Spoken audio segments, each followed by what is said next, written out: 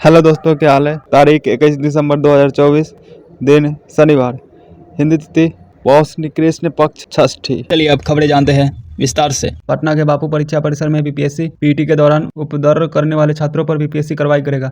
उपद्रव मतलब हंगामा कर रहे छात्र। पटना जिला प्रशासन की ओर से परीक्षा केंद्र पर हंगामा की जांच रिपोर्ट आयोग को भेज दी गई है। सोमवार को आयोग के वरीय अधिकारी इस जांच रिपोर्ट के आधार पर कार्रवाई को लेकर बैठक करेंगे। माना जा रहा है कि उपद्रवी छात्रों को बीपीएससी की परीक्षा में शामिल होने पर रोक लगाने का निर्णय लिया जाएगा।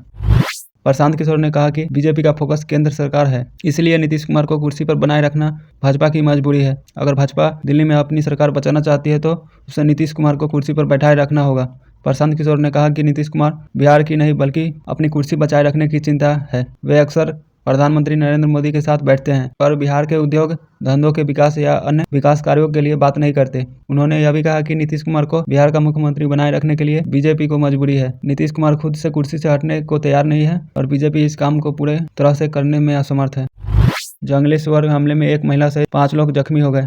जख्मी लोगों को उपचार के लिए सीएससी छातापुर में भर्ती कराया गया। उपचार के लिए सीएससी पहुंचे 68 वर्षीय वृद्ध कुसुम लाल शाह ने बताया कि भोजन के बाद वे अपने दरवाजे पर बैठे हुए थे। इसी दौरान अचानक से जंगली सुअर आ गया और उन पर हमला कर दिया। यह घटना सुपौल जिले का है। बिहार में अब पेपर लीक करने वालों के लिए खिलाफ सख्त एक्शन लिया जाएगा। इसके लिए आर्थिक अपराध इकाई और ज़्यादा सशक्त और सक्षम बनाया जाएगा। पेपर लीक के माफियों की संपत्ति जब्त की जाएगी। साथ ही कंप्यूटर बेस्ड एग्जाम वाले ऑनलाइन सेंटर का डाटाबेस बनाया जाएगा। बिहार वासियों के लिए खुशखबरी, अब कृषि का हब बन चुके हैं। चंपारण की भूमि पर जन्मेगी सिर्फ बछिया। इसका प्रथम स्टेज वैज्ञानिकों ने पूरा कर लिया है। एक सप्ताह के अंदर गाय के गर्भाधान की हरी झंडी मिलते ही सिर्फ बछिया देने वाली तकनीक सफलतापूर्वक प्रक्रिया पूरे बिहार में आ जाएगा।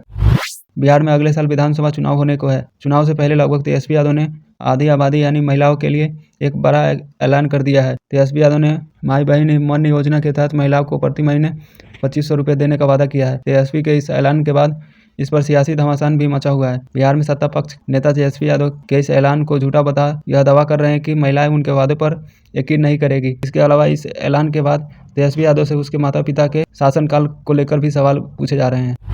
बिहार के सभी जिलों में एक अस्पताल को Ayushman health and wellness centre बनाया जाएगा। स्वास्थ्य विभाग ने आयुष्मान भारत के लाभार्थियों को बेहतर स्वास्थ्य सुविधा उपलब्ध कराने को लेकर एक अस्पताल को Ayushman Bharat health and wellness centre के रूप में विकसित करने की दिशा में तैयारी शुरू कर दी है। केंद्र की नरेंद्र मोदी सरकार के निर्देश पर राज्य में Ayushman health and wellness centre बनाने की तैयारी की जा रही है। इसके लिए राज्य स्वास्थ्य समिति के माध्यम से कार्य योजना तैयार करने का निर्णय लिया गया है। इस कार्य योजना के आधार पर प्रस्ताव तैयार किया जाएगा। इसके बाद उस प्रस्ताव को राज्य मंत्रिपरिषद की मंजूरी के लिए भेजा जाएगा।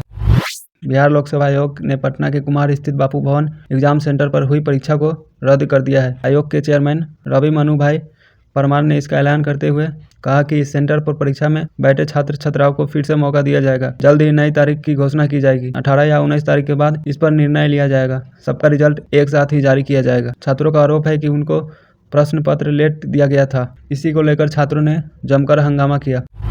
बिहार के सरकारी स्कूलों में कैसे घट गए 6 लाख से ज़्यादा बच्चे, केंद्र ने मांगे रिपोर्ट। बिहार के सरकारी स्कूल में वर्ष 2022 से 2023 में पहली बार 5वीं तक की कक्षा में 1,24,45,251 नामांकन हुआ था। वहीं यह संख्या 2023 से 24 में घटकर 1,18,17,896 रह गई है। आंकड़ों के मुताबिक एक साल में 6,27,355 नामांकन घटे हैं। शिक्षा मंत्रालय ने राज्य के शिक्षा विभाग से नामांकन कम होने की बात पर रिपोर्ट भी मांगी है। माना जा रहा है कि विभाग की ओर से नामांकन कम होने की समीक्षा करने के बाद रिपोर्ट भेजी जाएगी। बिहाटा में बालू लदे ट्रकों से महाजाम, स्थानीय लोगों से लेकर दुकानदार तक परेशान। स्कूल बस और एम्बुलेंस भी फंसे। पटना के बिहाटा में सड़क जाम से लोग परेशान हैं। यहाँ रविवार की रात से ही बालू लदे ट्रक के कारण जाम की स्थिति बनी हुई है। बिहाटा शहर में जाम के कारण स्कूल से लेकर इमरजेंसी वाहन भी जाम में फंसे हुए हैं। इधर स्थानीय प्रशासन जाम को छुड़ाने में लगी हुई है, लेकिन जाम हट नहीं पा रहा।